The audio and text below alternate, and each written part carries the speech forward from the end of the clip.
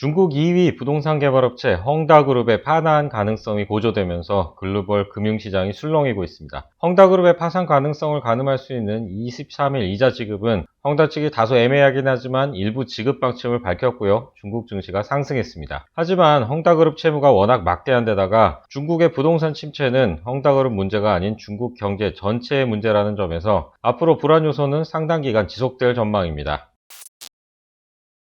23일은 헝다그룹의 채권이자 지급일이었습니다. 헝다는 선전증시에서 거래됐던 2025년 9월 만기 위헌화 표시채권에 대한 이자 2억 3,200만 위안, 약 425억 원을 23일에 지급할 것이라고 전날인 22일 발표했습니다. 그러나 같은 날 지급해야 하는 2022년 3월 만기 달러 표시채권의 이자 8,350만 달러, 약 993억 원에 대해서는 언급하지 않았습니다. 두 채권 모두 공식 디폴트, 채무 불이행이 되려면 지급일로부터 30일이 지나야 하기 때문에 이런 의문이 해소되기까지는 상당한 시일이 걸릴 것으로 예상됩니다. 그런데도 23일 주가는 상당히 뛰었습니다. 장중에 32%까지 오르기도 했고요. 결국 15% 오른 2.62 홍콩달러로 마감했습니다. 헝다의 주가가 오른 것은 8거래일 만입니다. 헝다는 홍콩 증시의 중국 헝다, 영어 이름은 에버그란데 종목 코드 03333으로 상장돼 있습니다.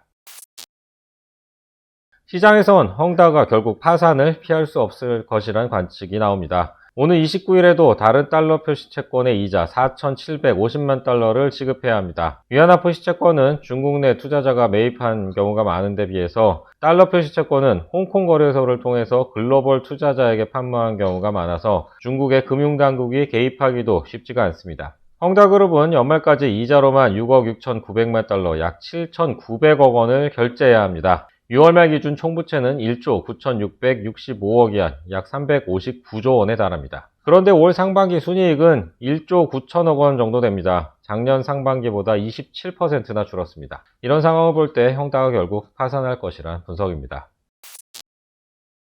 헝다그룹이 파산하면 2008년 글로벌 금융위기를 불러온 리먼 브러더스 파산과 같은 파장이 우려된다는 의견도 있습니다. 헝다가 본업인 부동산 외에 금융, 전기차, 헬스케어, 식음료 이렇게 불려놓은 산업이 많아서 어디서 변수가 튀어나올지 모른다는 우려도 있고요.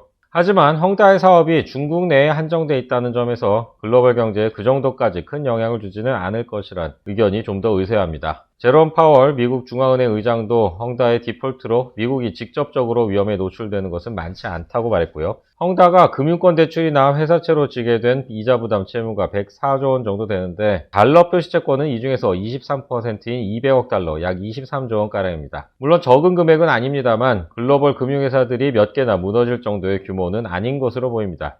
중국 정부가 부동산 개발업체들의 부채 문제를 지속적으로 관리해왔다는 점에서도 그 여파는 크지 않을 것이란 분석이 있습니다. 중국 당국이 헝다의 지속적인 구조조정을 요구하는 한편 채권자들에게도 유예기간을 주도록 유도해서 충격을 최소화할 것이란 전망입니다. 이렇게 하면 중국 정부가 헝다에 직접 돈을 넣지 않아도 되니까 부담을 줄일 수 있고요. 또 헝다는 결과적으로 망하든 말든 시장에는 영향을 미치지 않도록 할 수 있을 것으로 보입니다.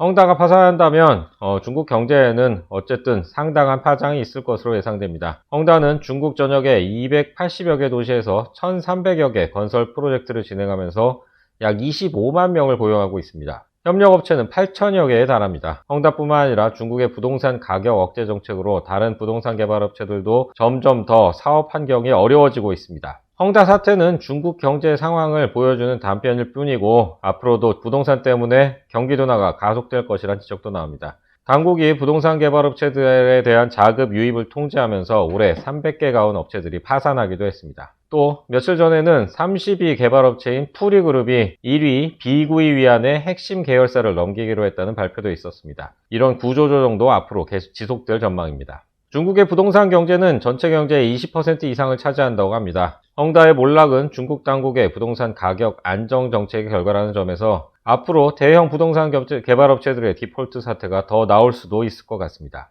국제신용평가회사 피치는 부동산 경기 둔화를 이유로 올해 중국 경제의 성장률 전망치를 기존 8.5%에서 8.1%로 내렸습니다. 이렇게 세계 2위 경제 대국이자 한국의 최대 수출국인 중국 경제의 활력이 떨어지면 한국 기업들의 실적도 영향을 받을 수밖에 없을 겁니다. 금융시장에도 중장기적인 악재가 될 전망입니다. 지금도 헝다그룹 홈페이지 첫 화면에는 포천 글로벌 500대 기업 중에 122위라는 간판이 붙어 있습니다. 시자인 헝다 창업자는 빈농의 아들에서 중국 최고 부호로 성장한 입지전적인 인물로 꼽힙니다. 하지만 본업인 부동산 외에 너무 많은 영역에 진출한 게 결과적으로 패착이 됐습니다. 전기차 사업에는 2019년 뛰어들었는데 이 헝다 자동차라는 전기차 업체에 그룹 차원에서 3천억 위안, 약 54조 원 이상을 쏘아부은 것으로 알려졌습니다. 그런 헝다 자동차는 아직도 차 한 대를 못 판 상황입니다.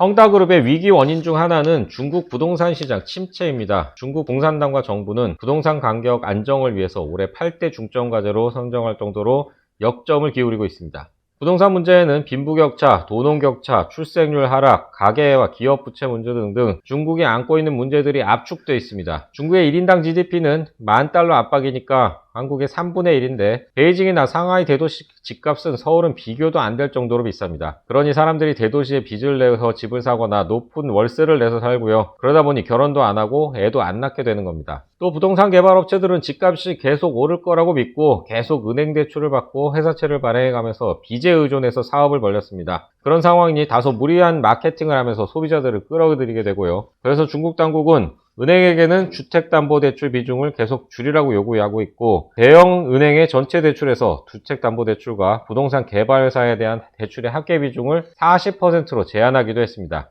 상당수 은행이 부동산 대출 비중이 40%를 넘어서 채권을 회수하고 있습니다. 이렇게 중앙과 지방정부 차원에서 내놓은 부동산 정책이 400개를 넘는다고 합니다. 중국에서는 9월과 10월을 금과 은의 달이라고 부르는데요. 이때 소비도 살아나고 주택시장도 활성화되기 때문입니다. 그런데 올해는 부동산 시장에서 금은달이 사라졌다고 합니다. 8월 기준 70개 주요 도시 주택가격을 보면 20개 도시에서 집값이 떨어졌습니다.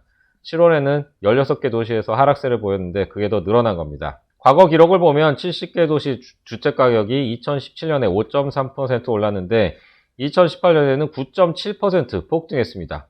그리고 2019년에도 6.6% 올랐고요. 작년에는 코로나19 때문에 상승률이 3.8%까지 떨어졌습니다. 그게 다시 올해 5월에는 4.9%까지 올라갔다가 8월에 4.2%로 떨어졌습니다. 올해 코로나19 때문에 억눌렸던 수요가 살아나는가 했더니 다시 하락 반전한 겁니다. 중국 공산당과 정부는 가파른 집값 상승으로 인해서 가계부담, 부채부담과 빈부격차가 확대되고 결과적으로 출생률까지 떨어뜨린다고 보고 있습니다. 아울러 부동산 개발업체들이 과도하게 차입에 의존해 사업을 벌려서 국가 경제에 부담을 주고 있다고도 봅니다. 중국 정부는 지난해 8월 부동산 개발업체의 차입 비율을 제한하는 3대 레드라인을 제시했습니다. 헝다그룹은 중국 10대 부동산 개발업체 중에서 유일하게 3대 레드라인을 모두 넘어선 상태입니다. 그만큼 차입 의존도가 컸다는 얘기입니다. 네, 여기까지 베이징 나우였습니다. 오늘은 헝다그룹 사태에 대해서 알아봤습니다. 한국경제신문 강영입니다. 고맙습니다.